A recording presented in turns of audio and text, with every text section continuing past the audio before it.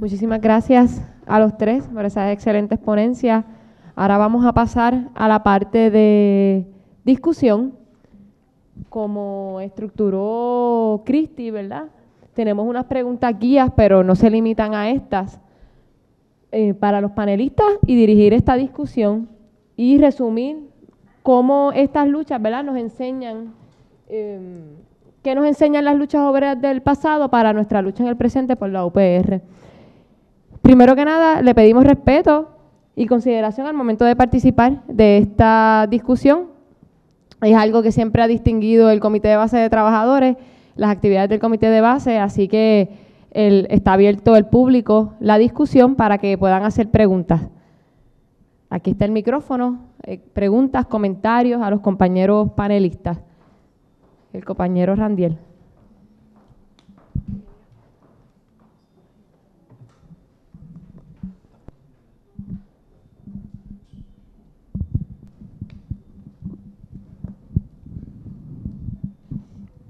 Hola, sí, se escucha.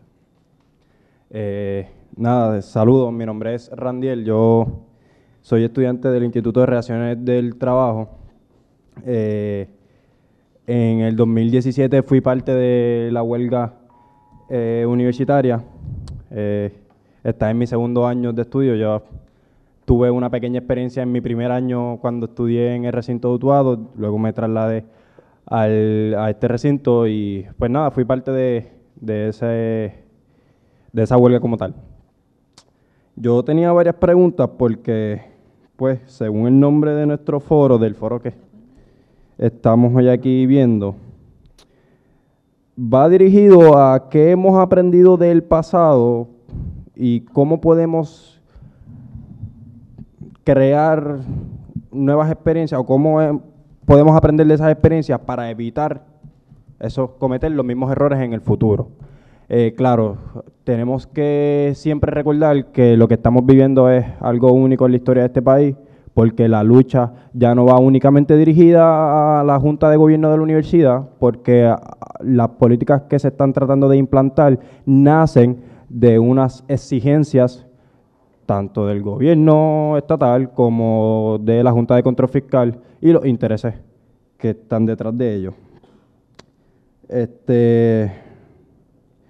Agradezco la presencia de la compañera Loderay, con quien he tenido la experiencia de conocernos, vivir esa huelga del 2017, a quien conocí.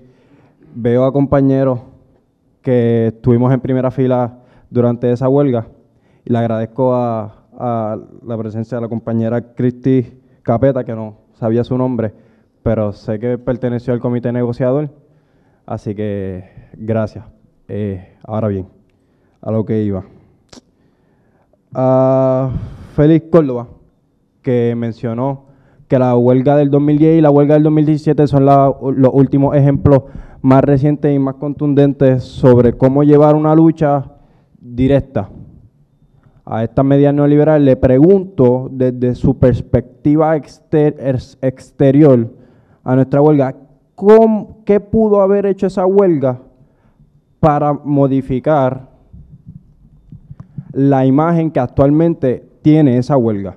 Porque sé que muchas de las personas que están presentes hoy y muchas de las personas que no cogen clase conmigo, pero he tenido la oportunidad de hablar con ellos, no le dan esa grandeza a la huelga del 2017, que habemos muchos y muchas que sí le damos.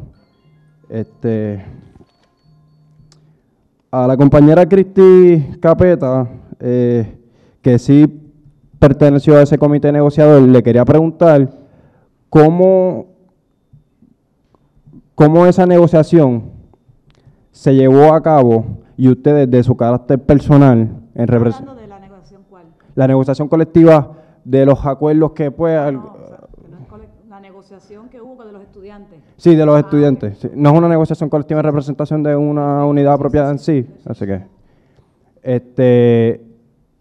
¿cómo pudo desvincularse de esa, no quiero decir vendetta, pero de años de experiencia representando a la hermandad como sindicato y como unión, pero cuando nos fuimos a sentar en el 2017 sabíamos que estábamos representando a toda la comunidad universitaria? Bien. A César Pérez me gustó mucho eso de las dos universidades, específicamente la universidad emergente, pero le quería preguntar cómo ve posible, si no lo hacemos desde las representaciones oficiales, cómo logramos lograr esa universidad que queremos. Y nada, y por último, Loderay, más allá de agradecerte que estés aquí, quería que explicaras un poquito la perspectiva del movimiento estudiantil, no a mí, porque yo viví ahí, o sea, pasamos noches dentro de Puerto Rico y sabemos cómo se sufre, o sea, sabemos que tuvimos compañeros que los botaron de su casa y que estaban durmiendo en la universidad, uno porque querían defenderla, dos porque no tenían dónde dormir. Pero me parece importante que si estamos engrandeciendo la huelga del 2017 aquí y la huelga del 2010, es importante que tengamos la perspectiva del movimiento estudiantil, que fue quien primero se atrevió a aprobar un voto de huelga, fue quien estuvo noches queriendo la presencia tanto del personal docente y del personal no docente, cuando sabíamos que estos representaban a unas bases que no siempre están de acuerdo con el movimiento estudiantil. Y la pregunta clave es, ¿qué viste dentro de ese movimiento estudiantil que antepuso algún objetivo local, por decir, qué sé yo? Porque de lo que he aprendido en el instituto, y gracias a mis profesores y a las profesoras, es que cuando uno va a llevar una negociación colectiva, uno se para en el objetivo a lo que quiere llegar, aumento de sueldo a tal cantidad, para después en la negociación ir bajando poco a poco. Uno pide el bizcocho completo para después, qué sé yo, pedir un cuarto del bizcocho, o llegar ahí. ¿Qué viste del movimiento estudiantil que se rehusó a lograr unos objetivos a nivel de exención de matrícula o a nivel de aumento de crédito y que no logramos por querer comernos el bizcocho completo? Gracias. Muchas gracias.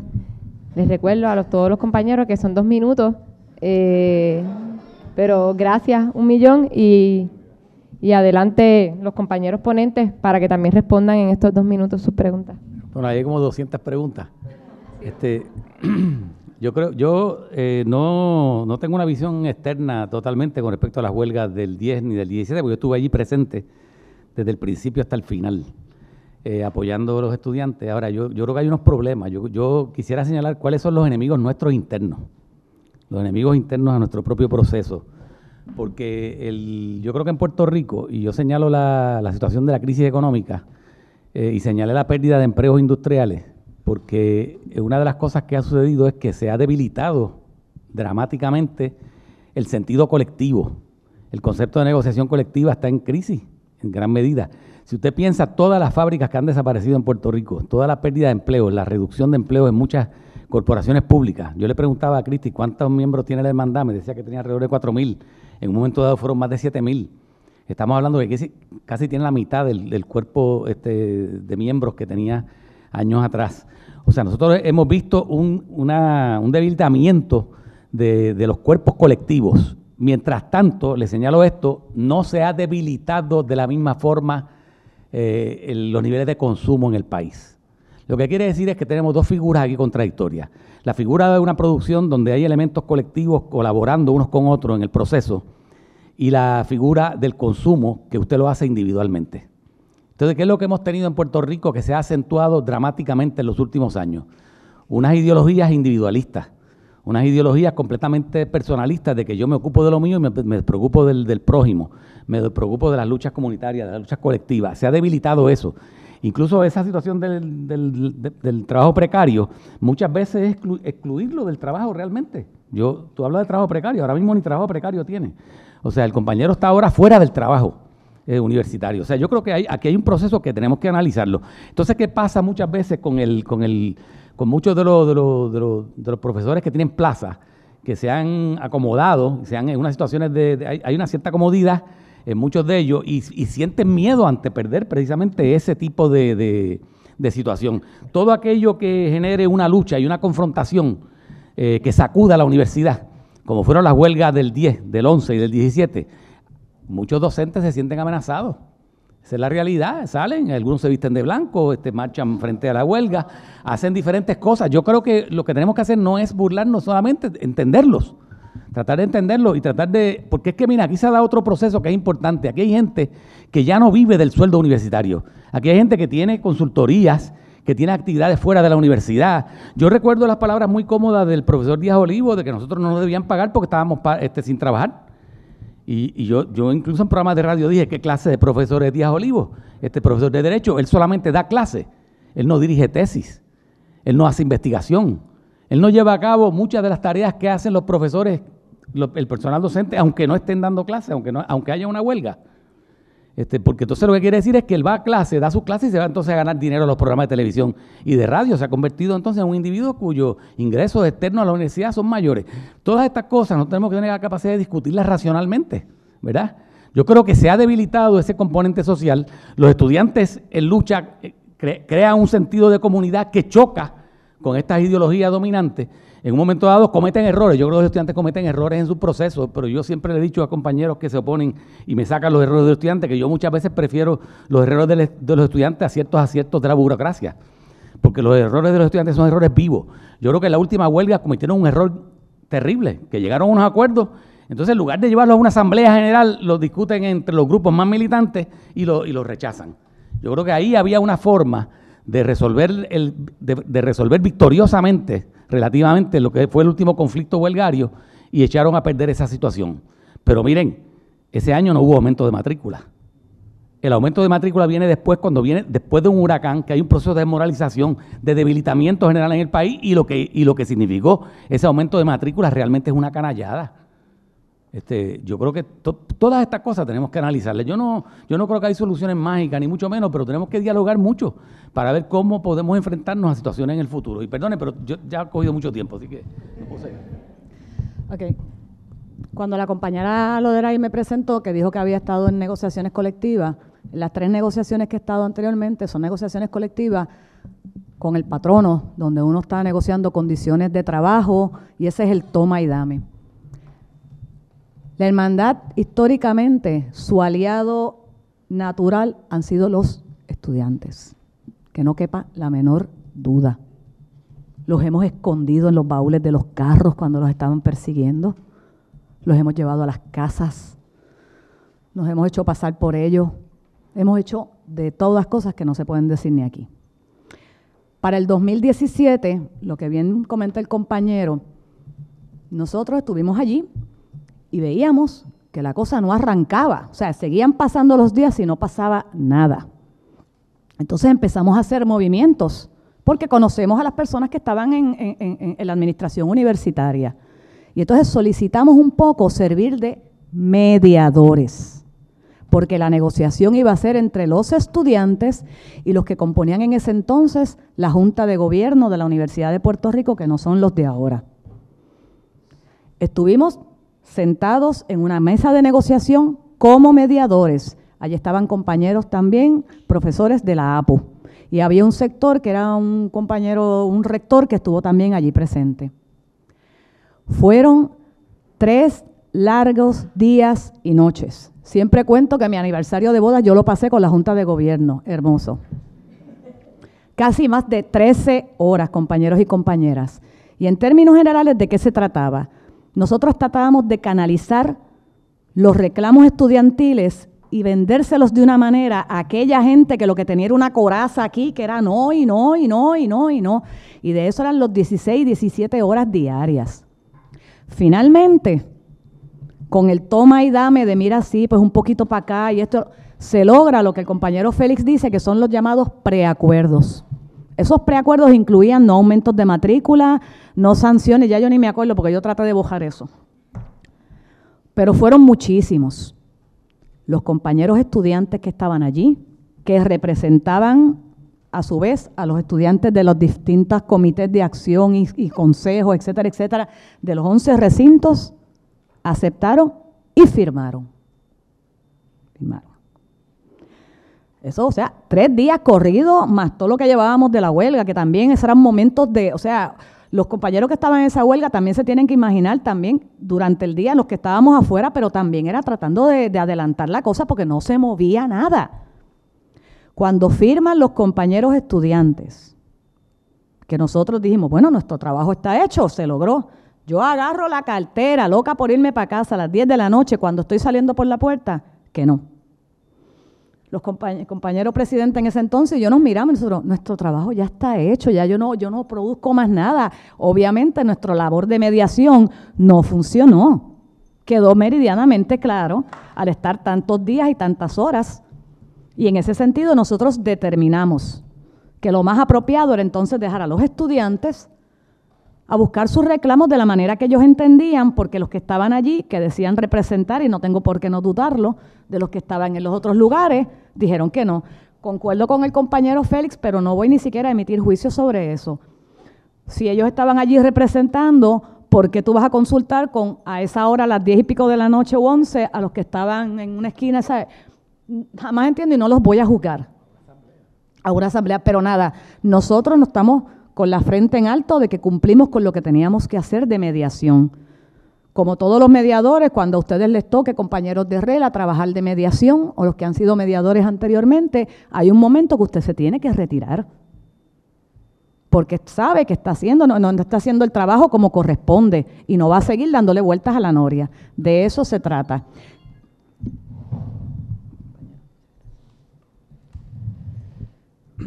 Bueno, ¿dónde está el chico?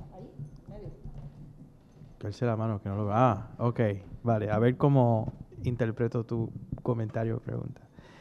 Yo creo que en última instancia tú estás preguntando cómo ganar, ¿verdad? Sí, bueno, me la pone un poco difícil. A mí no, a todo el panel. Bueno, no sé, mira, tú me preguntas de la universidad emergente y lo que quiere decir esto. Nada, yo lo único que quería recalcar es que si hay, o sea, que respecta a nosotros, si hay unas luchas pasadas que podemos mirar, como decía el profesor Córdoba, tenemos dos experiencias relativamente recientes, en el 2017 y en el 2010. Cuando hablo de universidad emergente, no estoy hablando de una utopía política a conseguir. Estoy hablando del presente, hermano. Estoy hablando de la gestión autónoma que ustedes en este mismo comité de base llevan ahora mismo. Hablo de la gestión autónoma que los profesores autoconvocados en el 2017 en varios recintos y que todavía están constituidos y organizados siguen ejerciendo. La gestión autónoma que lleva un comité de acción en cualquier facultad aquí en el recinto.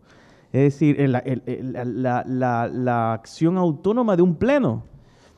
En última instancia, lo que quiero decir es que ustedes, nosotros, somos la propuesta, ¿verdad? Siempre nos preguntan, bueno, ustedes que se pasan quejando todo el tiempo, que se pasan piqueteando todo el tiempo, que se pasan protestando todo el tiempo. Bueno, hay que decirle que no.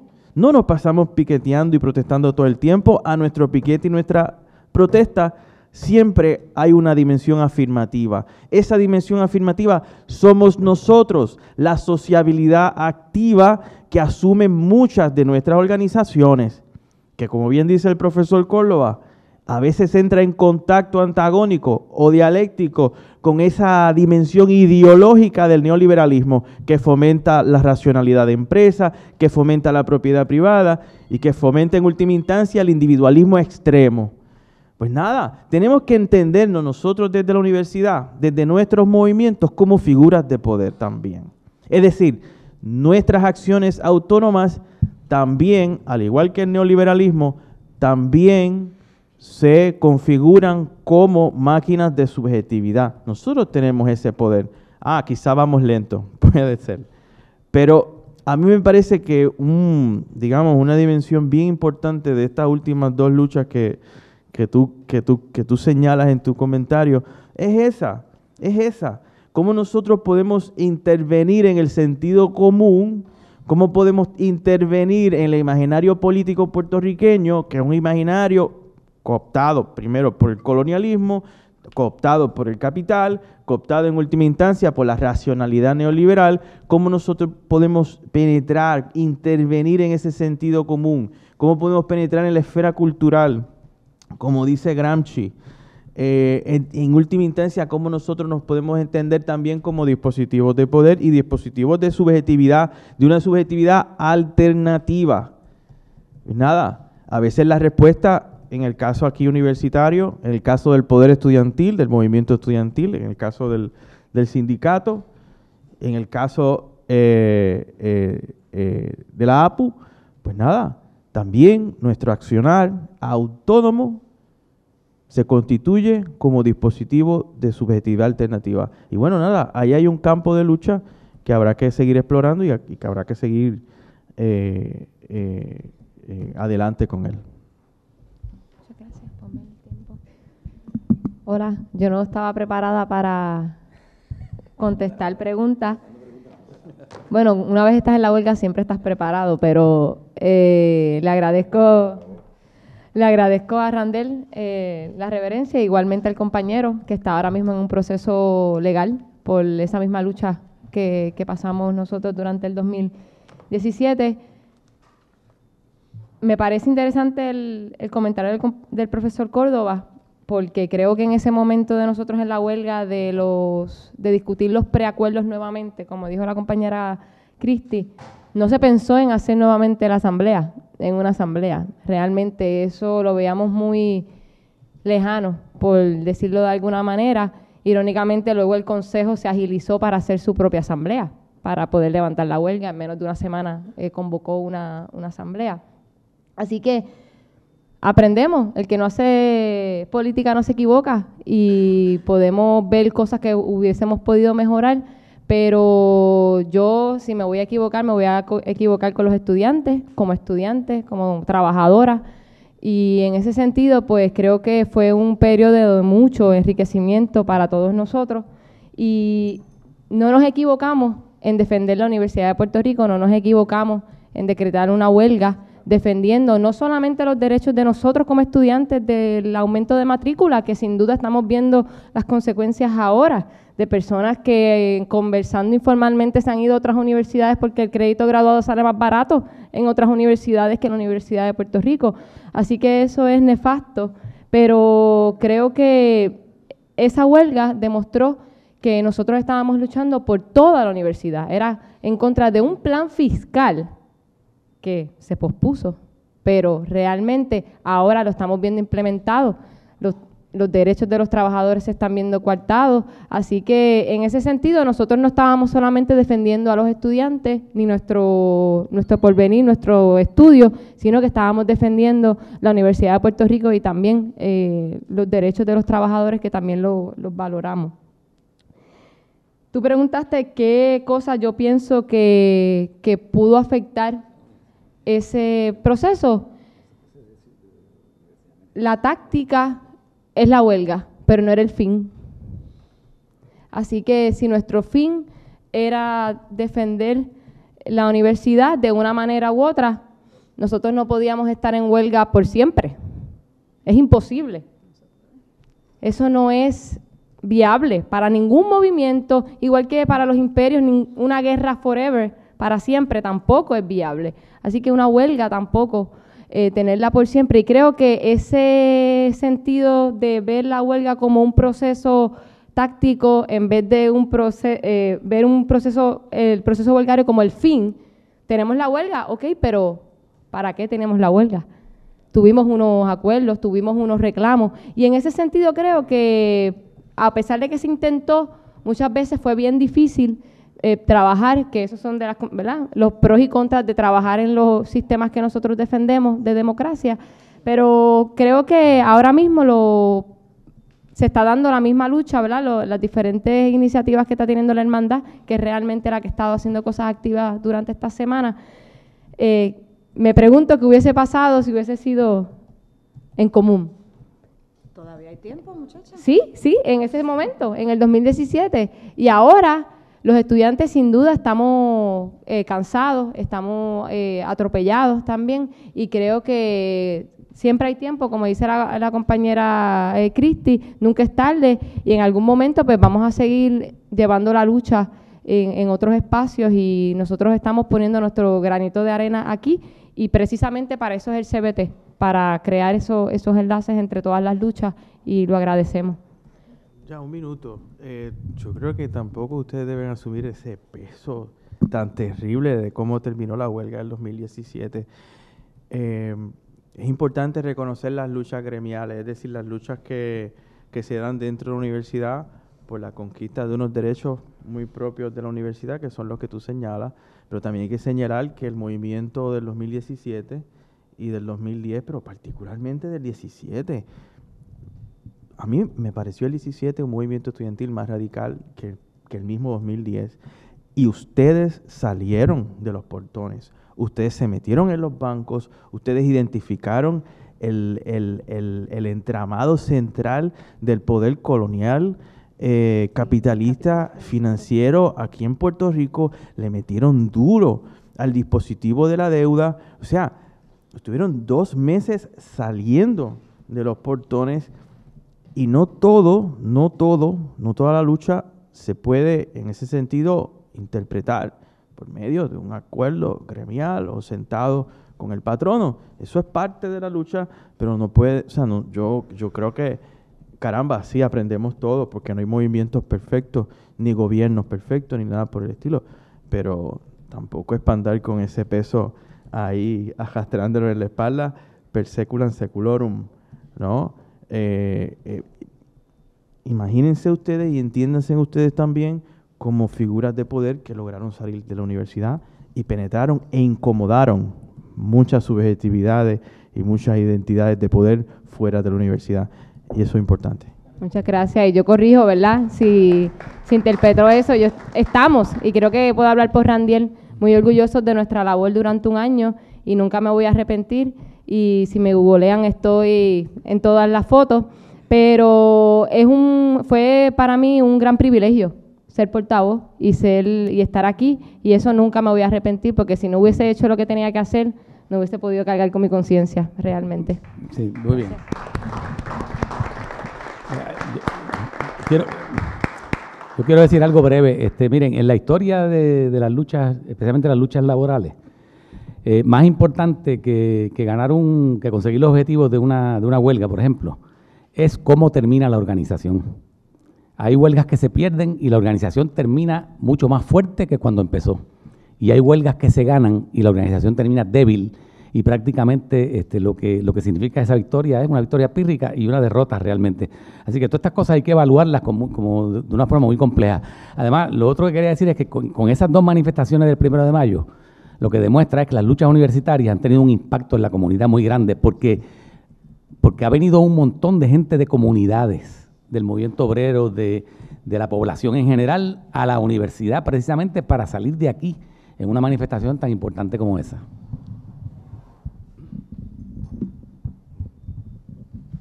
Sí, buenas tardes a todos. Jorge Rodríguez Echegaray, secretario de Finanzas de la Hermandad.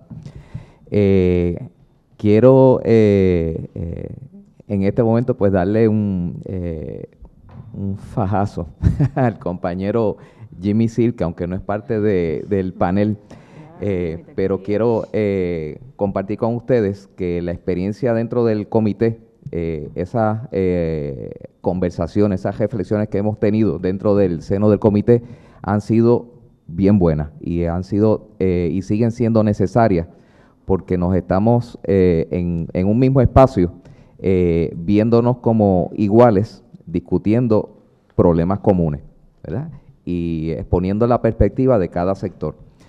En la hermandad llevamos también un buen tiempo haciendo autocrítica y análisis de cómo estamos funcionando, dónde estamos fallando, cómo ha cambiado la visión que tenemos de nosotros mismos y por qué se nos dificulta tanto activar a nuestra matrícula para rescatar y producir una participación efectiva. En ese sentido, ya yo le he adelantado a los compañeros en el comité, los compañeros profesores, les hice la pregunta en términos de cómo se visualizan ellos como trabajadores. Tenemos un comité de base de trabajadores, pero en el día a día, conversando con nuestros compañeros profesores en los pasillos de la universidad, como que percibimos que cómo se ven a sí mismos difiere o se aleja un poco de ese concepto de trabajadores. Pues en ese sentido le hago la pregunta al compañero Jimmy Silk, si puede dar alguna opinión al respecto. Dale. Mira, evidentemente hay un problema craso en el profesorado de lo que tendríamos que llamar falsa conciencia. O sea, de gente que a cuenta que tienen un título, una plaza, se creen que no son trabajadoras o trabajadores. Y eso es un problema de subjetividad, donde ese trabajo que aludía César, de ser nosotras y nosotros dispositivos de subjetividad, nos falta un montón. Y yo creo que también hay una cuestión histórica. Yo creo que el profesorado ahora mismo está en una posición bien parecida a la que tuvieron los gremios artesanales a fines de la Edad Media, donde está empezando el capitalismo y los gremios van, los talleres van convirtiéndose en empresas. Y entonces, el que ya está arriba, el que ya era maestro, en vez de la cuestión de tú tener ese proceso de entrar como aprendiz y después ser oficial unos cuantos años y eventualmente tú podías hacer tu obra maestra y ser un maestro y tener tu propio taller, eso con las dinámicas de la comercialización, de la revolución comercial y todo ese asunto, y al irse desarrollando el capitalismo, pues se hace más difícil tú subir esa escalera y convertirte en maestro. Y eso es lo que le está pasando concretamente a las compañeras y los compañeros docentes ahora, que yo tuve la suerte de entrar y conseguir una plaza en el 2008. Un año más tarde entran las medidas cautelares. Entonces, lo que está pasando, yo creo que concretamente en el profesorado, es que nos estamos segmentando entre profesores empresarios. Manuel Gómez, ¿verdad? Es el ejemplo clásico. Pero mira lo que ha hecho el hombre, ¿verdad? Él se hizo un magnate con propuestas.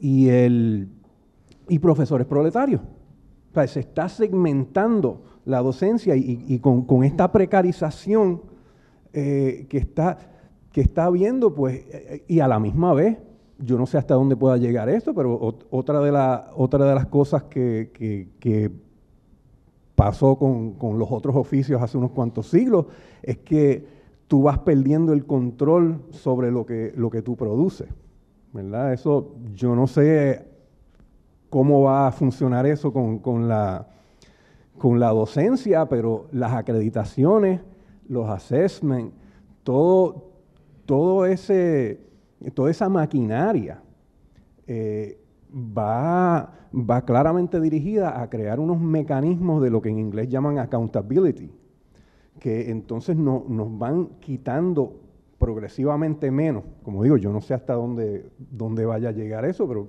vamos perdiendo más y más control sobre lo que hacemos en nuestra salón de clase, en nuestras investigaciones, y eso ya nos va proletarizando también. Pero inmediatamente tenemos un problema de subjetividad, de que nos creemos, o a lo mejor estamos pensando que podemos alcanzar todavía.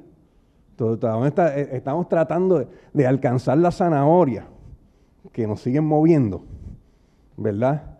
De primero tener una plaza, pero después, ahora cada vez más es buscarte fondos externos, hacer una propuesta.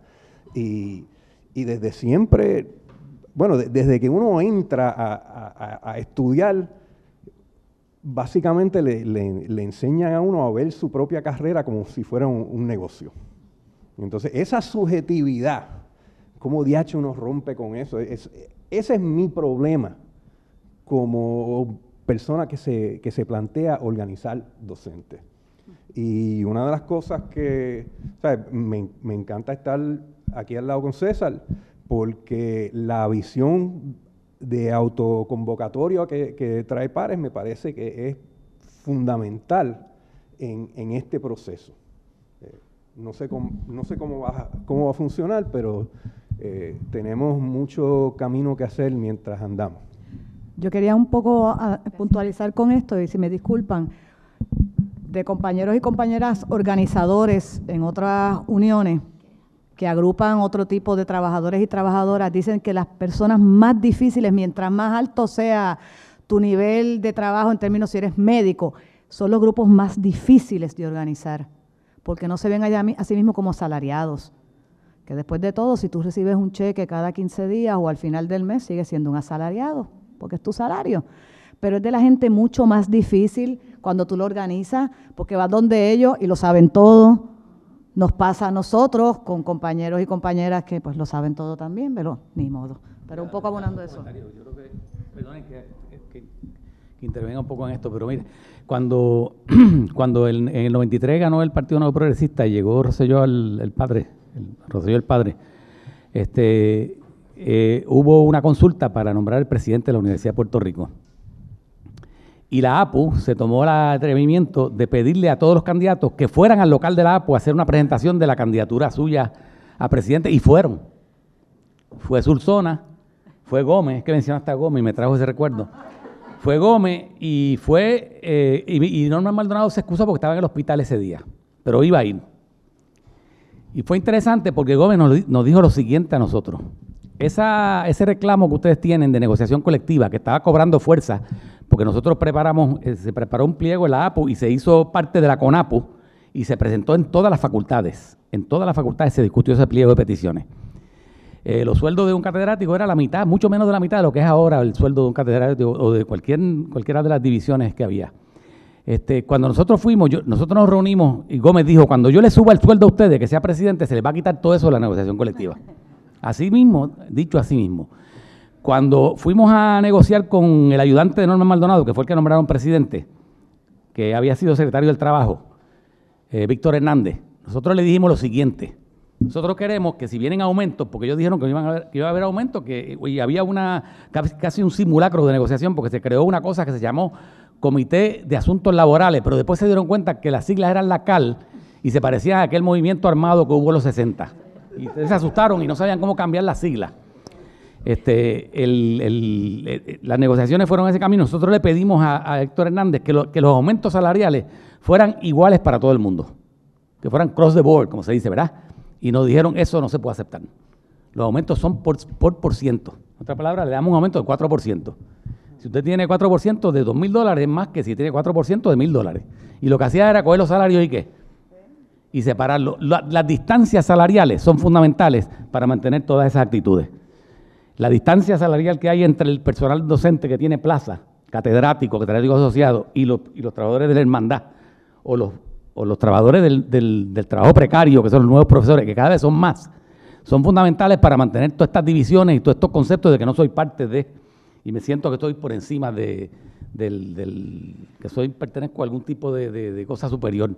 Pero lo que está en crisis aquí con las congelaciones y los cierres de plaza es precisamente el concepto mismo de permanencia del trabajo. Y no es un problema económico, porque para mí la cuestión económica es completamente secundaria.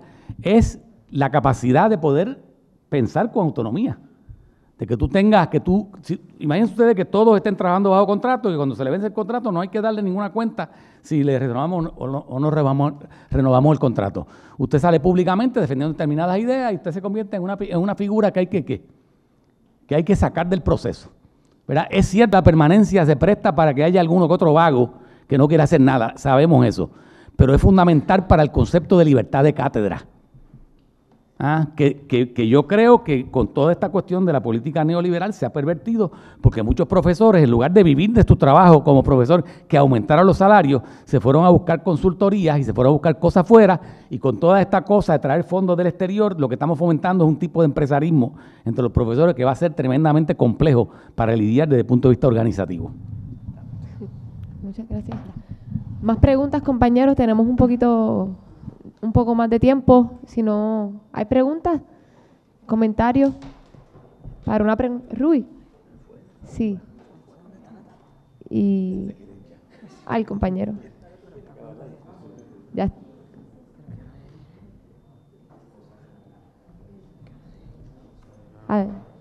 Gracias. Adelante. Bueno, ¿está funcionando? ¿Se oye? Sí, te escuchas, sí. Ya. Seré breve. Ok. No sé si voy a repetir la pregunta que hizo el compañero ahorita, es que no entendí muy bien su pregunta ni... pero bueno, es referente a lo de la universidad emergente. ¿Ustedes creen que es precisamente saliendo de los portones universitarios, del academicismo superiorista, o sea, los que lo saben todo, y de la estructura clasista que la universidad representa bajo este sistema capitalista, la forma adecuada en la que podemos construir esta nueva universidad emergente? Si no, ¿por qué? Y si no, pues, ¿qué proponen? ¿Y bajo qué principios este proyecto se puede llevar a cabo? Gracias. Mencionaron palabra clave. Okay. Bueno, no sé. En mi ponencia menciono que una de las cosas que aprendimos del 2017 y 2010. ¿Se oye? Sí. Ok. Me parece que una de las cosas que aprendimos, que podemos mirarle el 2017 y 2010, es que, particularmente el 2010, perdonen, el 2017, es que, como decía el profesor Córdoba, estamos en una situación única, dirían los abogados sui generis, ¿no? En donde crecientemente los problemas de la universidad, los problemas que nos aquejan a nosotros en la universidad,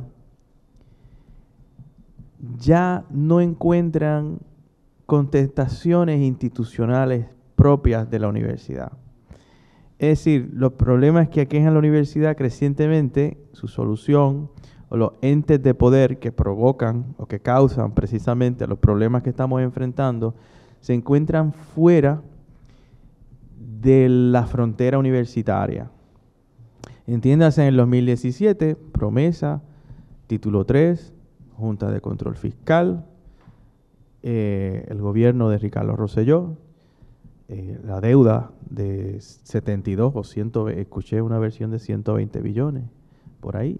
Me imagino que eso sigue acumulando intereses. Es decir, y no me atrevo a decir si es la primera vez que la Universidad de Puerto Rico enfrenta problemas que sobrepasan su marco institucional.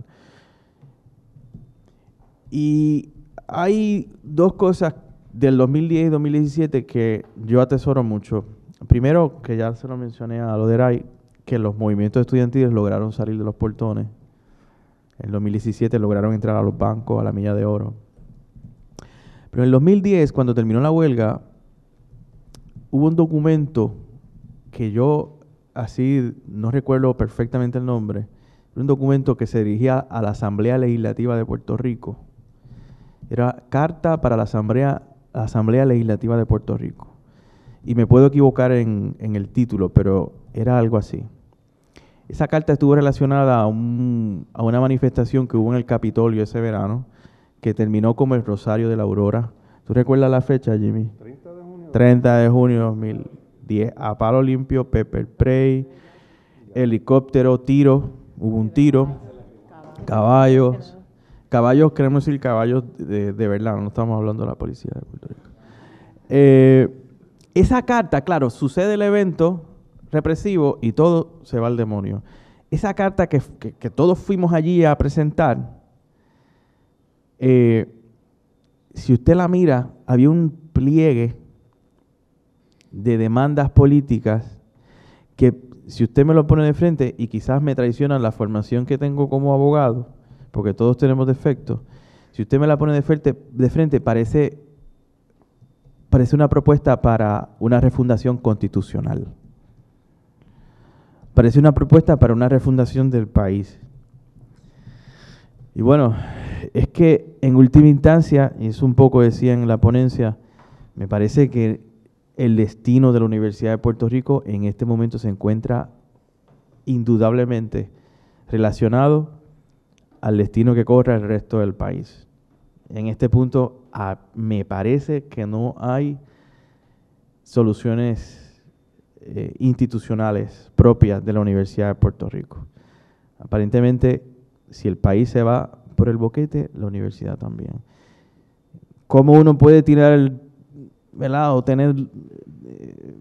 crear líneas de fuga o líneas o demandas o exigencias desde la universidad para que de alguna manera se conviertan en exigencias populares o demandas populares desde las cuales ¿verdad? El pueblo o la multitud se pueda articular alrededor de ellas? No tengo idea. No lo sé. Pero a mí me parece que ese es el gran reto, la articulación de exigencias, demandas, no solamente gremiales, son importantes, hay que mantenerlas, pero también recoger un poco ese insumo del 2010, 2017, comenzar a hilvanar, y ya no comenzar, hemos comenzado a hilvanar exigencias y demandas políticas, sacarlas fuera del plano universitario y comenzar a incidir en el sentido común, el imaginario político puertorriqueño, y yo creo que aquí la consigna a estas alturas es refundar el país. Yo coincido con el compañero que ya en la Universidad de Puerto Rico quizás las soluciones no están dentro de, y yo creo que algo que nos enseñó tanto la huelga del 2010, que tuvo mucha acogida, yo entiendo que esa huelga del 2010 fue lo que dio paso a los Occupy al resto del mundo, o sea, cuando no habían Occupy, aquí ya en el 2010 los muchachos estaban de Occupy, punto. Considerando que eso tuvo una acogida en Puerto Rico, y o sea, aquí recuerdo una marcha que se llamó Yo Amo a la Universidad, que corrió por el Expreso, 20 cosas, que le dio la vuelta, o sea, tuvo mucha acogida. Considerando eso y considerando la experiencia del huracán María, yo creo que hay que mirar a la diáspora ahora también. Es bien importante. El problema que tenemos, lo que habíamos empezado a hablar, que es el Congreso sobre Puerto Rico actuando, yo no separaría tanto la Junta de Control Fiscal de la Junta de Gobierno. O sea, la Junta de Gobierno aquí no es inocente para nada. De la universidad, la Junta de Gobierno no es inocente. A la Junta de Gobierno le dicen recorta y la Junta de Gobierno sabe por dónde va a recortar. ¿Sabe? Carrión, José Belardo era. Baldomero, terrible. José Baldomero ese no sabe nada. Quizás Ana Mato Santos sí sabe de cosas de la universidad porque esa es su experiencia. Pero ellos le dicen recorta por aquí y son obedientes, y la Junta de Gobierno es la que hace los recortes. Nosotros tuvimos la oportunidad de ver los primeros planes fiscales cuando estaba, ¿cómo se llama? Celeste Freites. Y de Celeste Freites a Nivia Fernández, cambios. Y después más cambios todavía con Hillman. O sea, es la Junta de Gobierno, o sea, no son tan inocentes. O sea, ahora mismo nosotros estamos en un sentido de indefensión porque ni la Junta de Gobierno, que es la llamada a defender la universidad, lo hace. El gobierno central está de cómplice con la Junta de Control Fiscal y la Junta de Control Fiscal responde al Congreso. O sea, en ese sentido yo creo que el SOS que necesitamos tiene que trascender los muros de la Universidad de Puerto Rico. Muchas gracias. Compañeros, faltan 12 minutos. La pregunta de Rubí. Ay, ¿verdad? Disculpa que te sentaste tan... La pregunta que dejo viene un poco en continuidad con lo que ya se dijo, que es,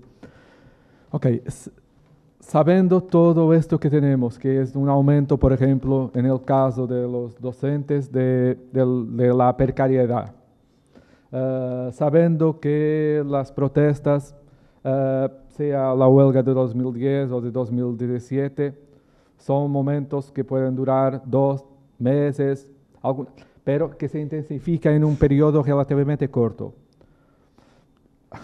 Yo acompañé en 2017 la huelga aquí y bien es fácil de acordarme que tú, César, estuviste 1 año sin dar clases aquí justo después de la huelga.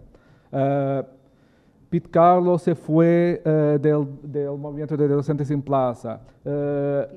Varias personas que intentaron de alguna forma participar en esos movimientos se fueron por la circunstancia de estar sin empleo.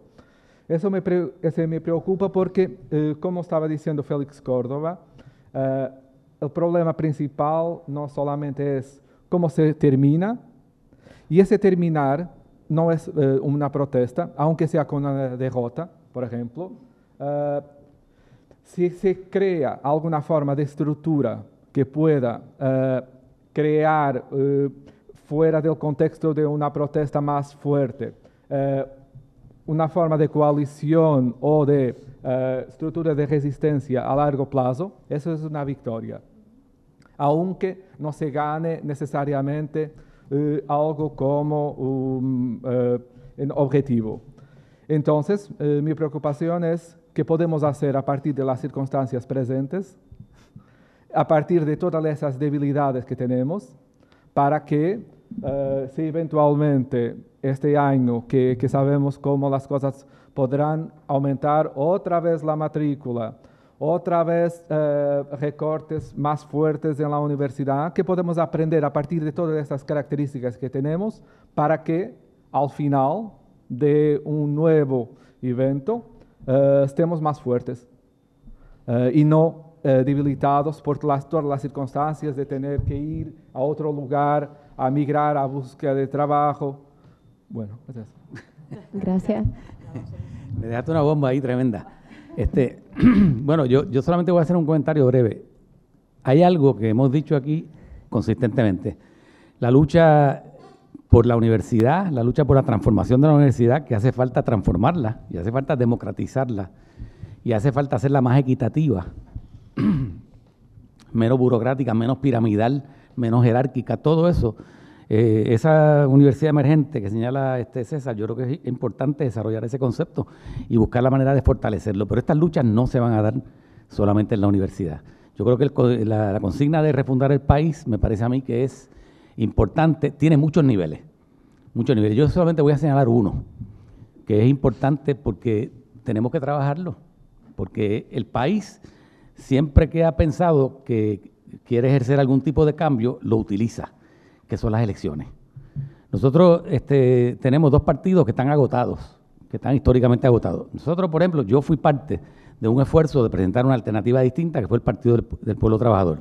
Esa alternativa no recibió la acogida que nosotros esperábamos que iba a acoger. Ahora, surgieron en ese momento otras voces que alteraron el panorama político y que hicieron que el malestar que había con los dos partidos existentes se trasladara a una votación masiva por Alejandra Lúgaro y por Sidre.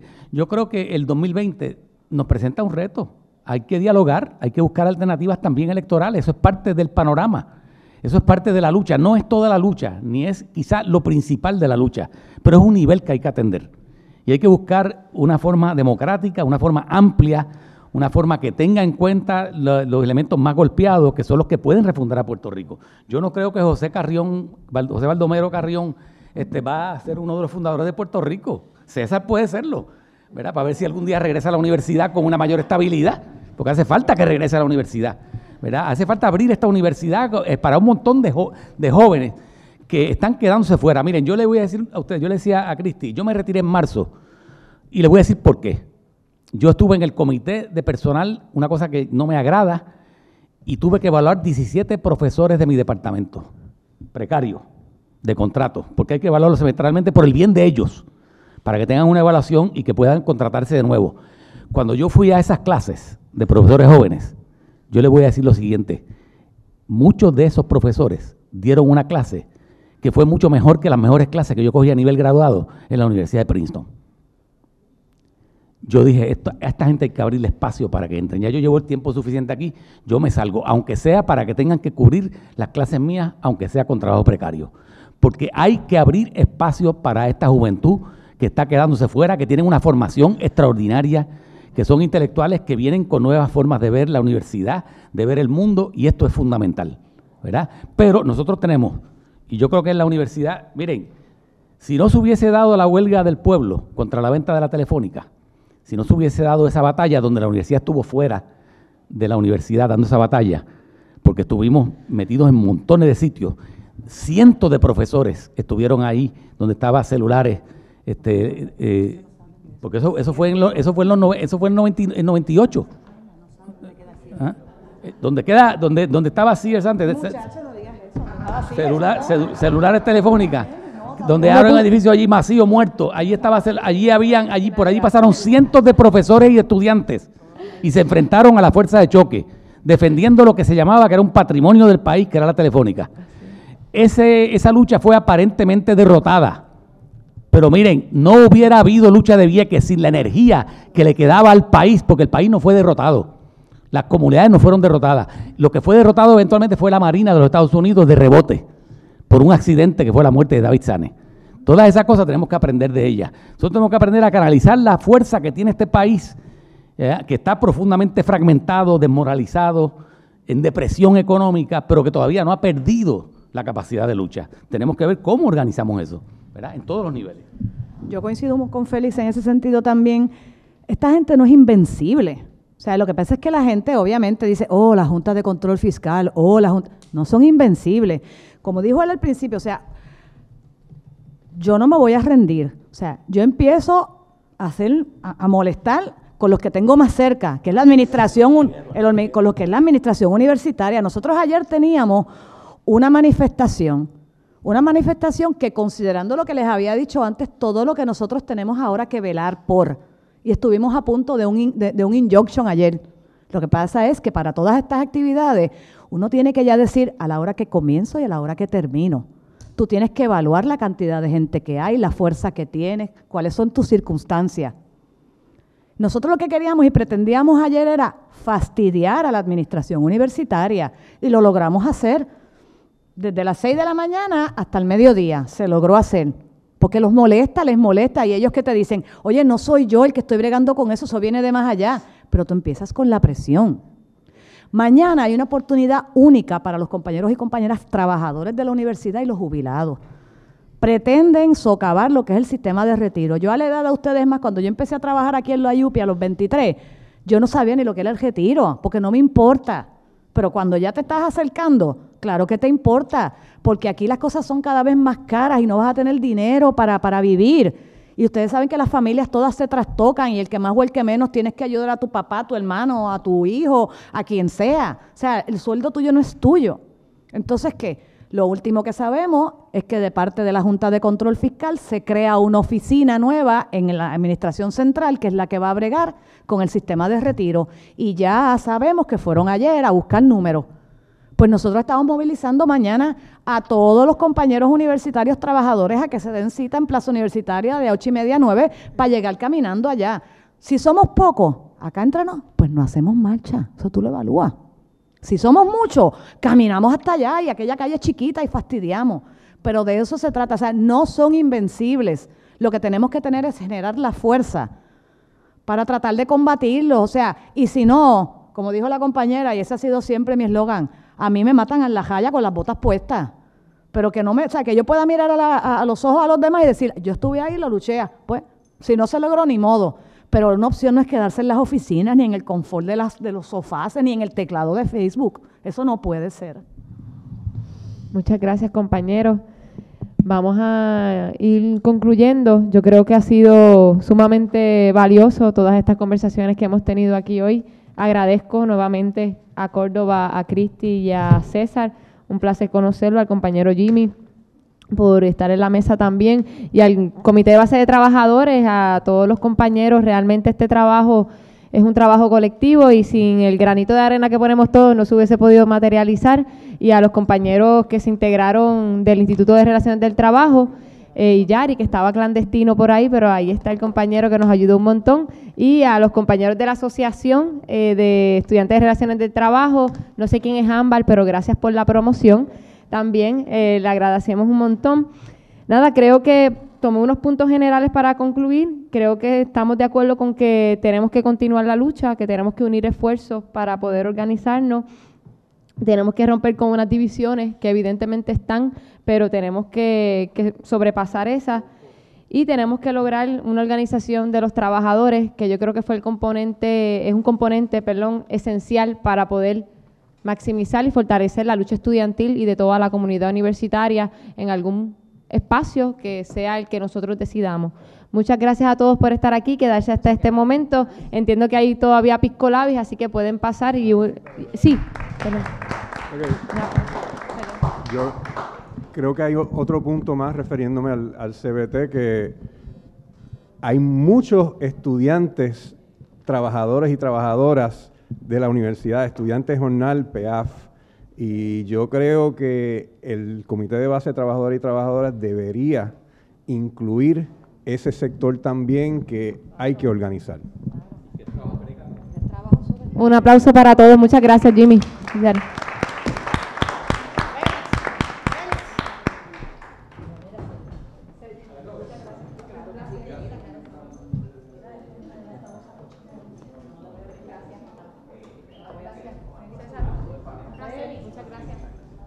no he sentido de culpa para nada.